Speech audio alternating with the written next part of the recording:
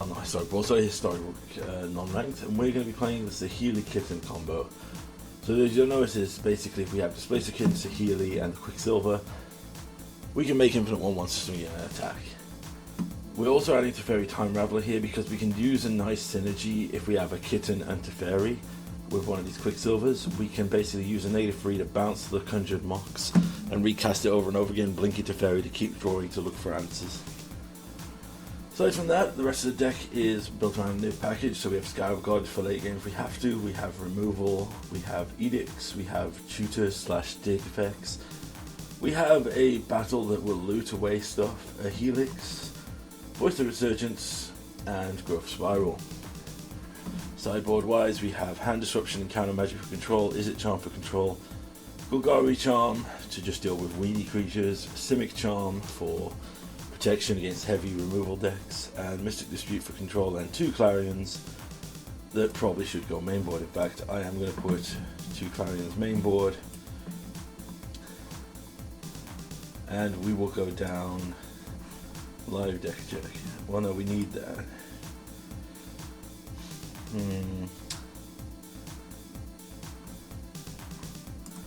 Right, we'll put one Helix in the sideboard, and we'll go down 1 Assemble the team because it's pretty dead if we don't have it. Yeah, land base is here, deck is below with description. Let's go. Part of the joys here of being post commentary is I can explain what was going on in this match.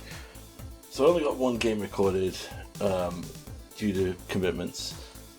You see here our opponent is playing an Umri the Collector deck, so it's a brewer after my own heart. So we'll drop a Voice of Resurgence, and there you go off with a Paradise Druid. Fortunately though, we do have the Invasion of Azgul, so we'll use that as an edict to get rid of their Hexproof Mana Dork. I'm guessing at this point that they're trying to ramp into big creatures. They drop blue, so I'm considering what they are, and they ultimately reveal that they are a Mutate deck, which is great. I'm actually very impressed. However, I'm not going to let them mutate into a super mega creature here. Play a Fable, and I choose to get a blue here to get the Growth Spiral off, and immediately get punished because it means I do not have the mana required to cast an Izzet next turn. However, we can run down the Scarab God, which could be a lifesaver. The opponent takes a little time to think here. They play another Glowstone Recluse, drop a land for Scry. I choose to get the Scarab God down here to just try and get back some stuff here. Fortunately that 2/3 is a Stonewall for our 2/2 Voice of Resurgence, so we can't attack in. They begin the mutation with a Boneyard Lurker. Let's get back a permanent from the graveyard.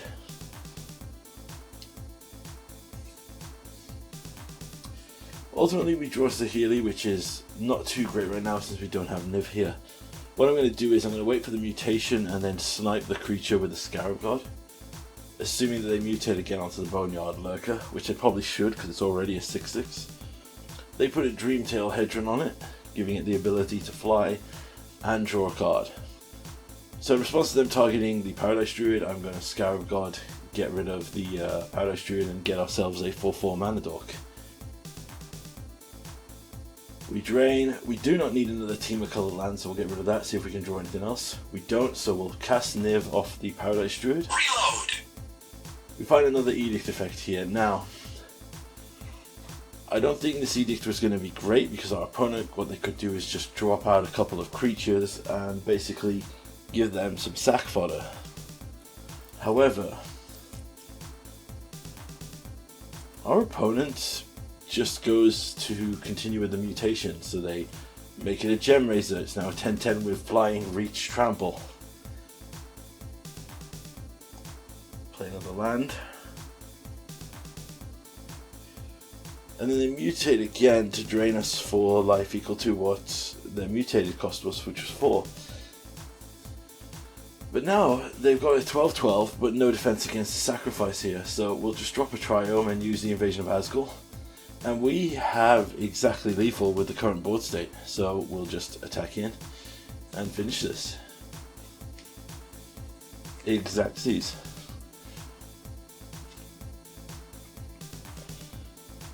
I'm not sure what to bring in here. I'm thinking bouncing could be great because essentially creature mutate is essentially the same as equipment. They've spent a ton of mana on something, but I ultimately choose just to run it back. Alright, we wait here. Our opponent decides to let us go first, which is weird.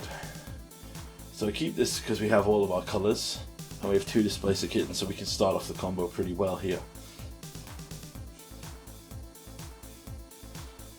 On our turn we draw a Teferi, so we'll get the voice down. As I said before, the Teferi loop works exactly the same here as the Quicksilver Saheeli loop. Teferi can just bounce the Mox over and over again and draw through our deck to find something.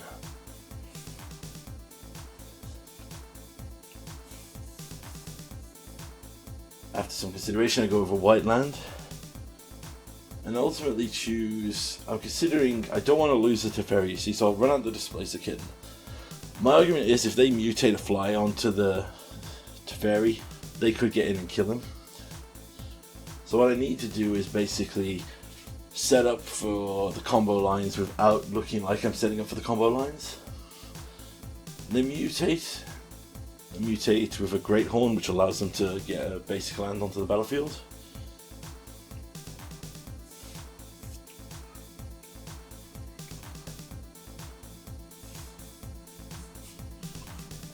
Ultimately they pass. They don't want to tap out, I think, because they know that they could lose the hexproof.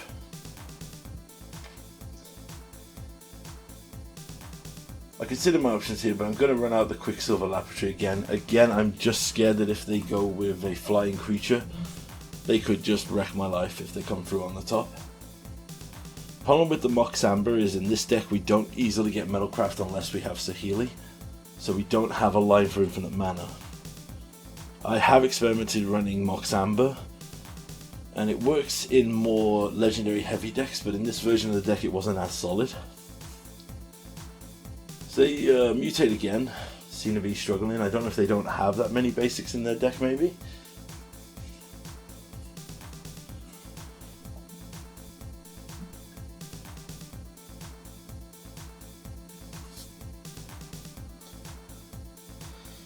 They really struggling with time here.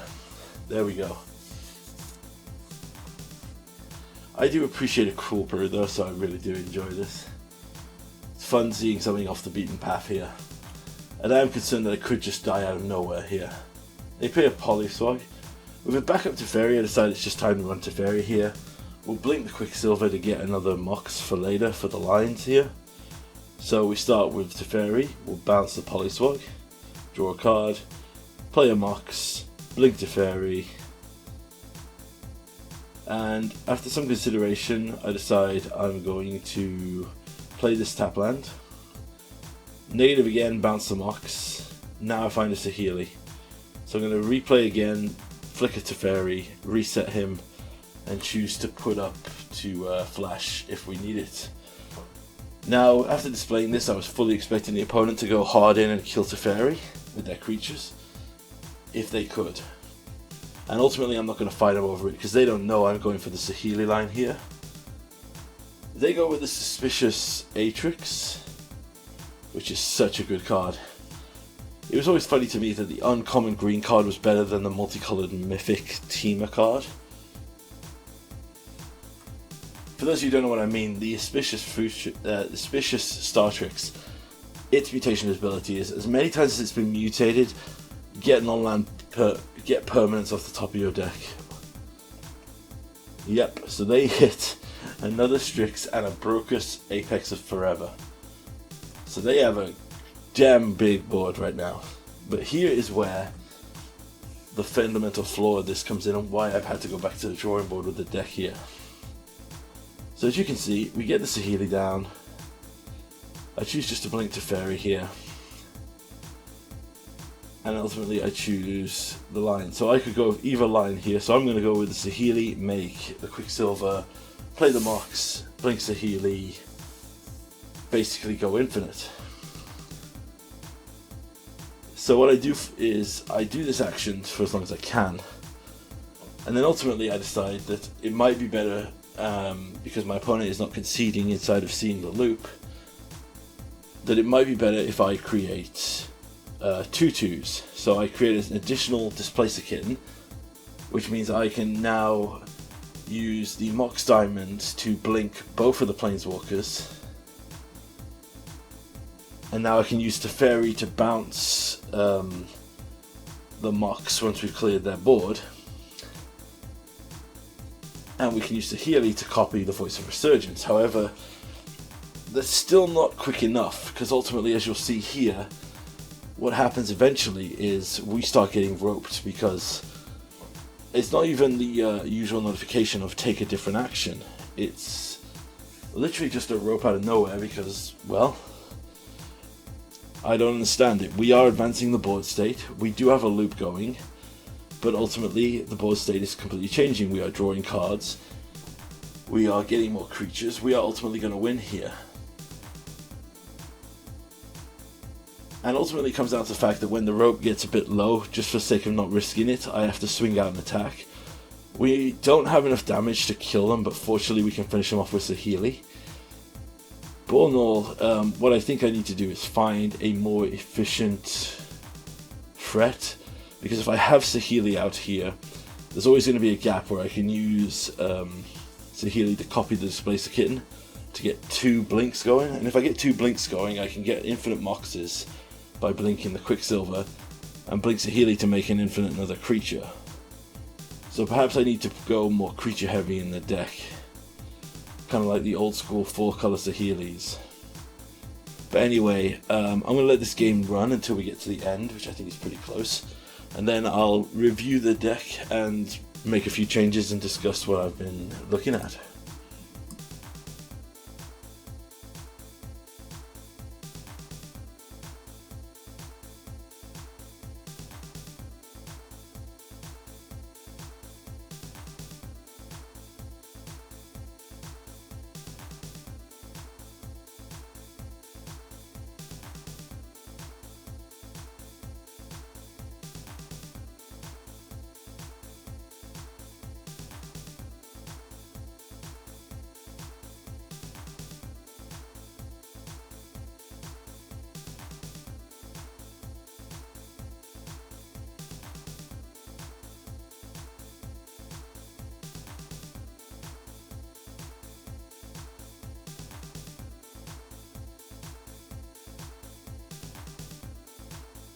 Now in a match with Sparky, because something was highlighted in that thing, is that making infinite 1/1s with Arena's no combo clock is pretty much impossible. So we've swapped out the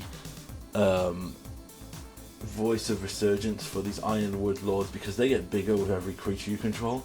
So what I'm going to do here is, in this board state, we're going to get and see how long it takes executing the combo to get up to there. So start with doing this.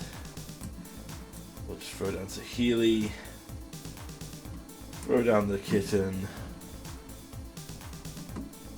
Now, as I said before, to fully execute these efficiently, we got to get double Kitten, and then we'll blink here. Right, so now we get our Mox. So let's execute the combo. So Mox, 2 Displacer Kittens, blink the Quicksilver, and blink Saheeli. This sets up a loop where Saheeli's activation can be used to copy any creature. So ideally what we'd like to do is find like big, dumb, cheap creatures that we could use. I am tempted to go with the Dominion creatures, the Kavu, so let's go as fast as possible here. Assuming Ironwood, this original Ironwood couldn't block this turn, let's just see how long this takes. We could also generate infinite mana, but we're doing this for the sake of time. So, no targeting required here, let's just pass. So in theory, with 2 blockers here, we need 4 of these creatures to go through, maybe 5 if we're worried about potential interaction. Keep a Mox, minus Saheeli, copy an Iron Root, play another Mox. This isn't probably the most boring thing, and there's probably way better lines here. A friend of mine is working on a Jeskai list for this deck using the Reckless Fireweaver. because you can infinitely create the Moxes here with just Quicksilver and a Displacer Kitten. I think that's a way more efficient deck than this loop that I'm jumping through here. But as I said before, I'm a Niv aficionado and I'm going to stick with Niv for as long as I can. So, officially now, if we could attack with the original, we would have enough to do the damage here.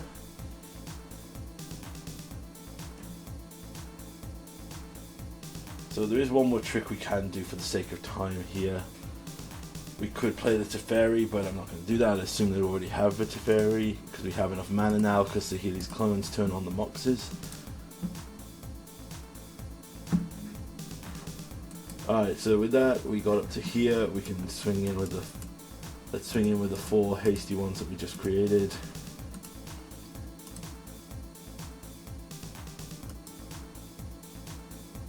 They did have an unsummon, but Sparky went for a non-attacking creature. Okay, so I guess they assumed they were dead anyway. But that's how much we can do it quicker, so we gotta look for more efficient versions of that. But yeah, if you want to create this deck, we'll jump into the tech now here while we're going. As I said before, if you want to create a version of this deck, I would go with a Reckless Fireweaver Artifact Bait Jeskai control deck that looks out that it can combo out with that, because it's far more efficient. So yes, is the Saheeli Kitten worth pursuing? Honestly, in a Niv shell, probably not, as Arena still doesn't support combo loops. And as you saw there, if the opponent, we got lucky that we could switch and take it out. Unfortunately, our opponent wouldn't do that normally.